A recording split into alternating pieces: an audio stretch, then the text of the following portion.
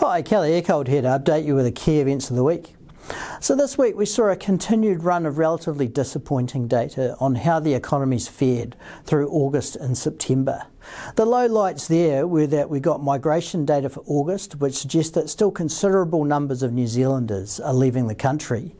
In addition, in September we saw that consumer spending fell by 0.5% for the month versus our plus 0.3% forecast.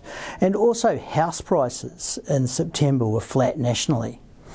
Reserve Bank Chief Economist channelled some of that more moderate sentiment when he, in an interview where he indicated that they saw that the bounce back of the economy from that really weak Q2 outcome we heard about a few weeks ago as being just moderate.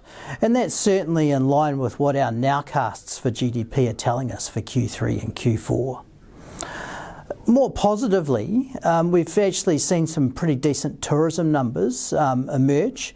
We're basically back to about 88% of pre-COVID levels now if we evaluate the number of tourists on a year-to-date basis, where visitors from the US and Australia are really leading the charge there.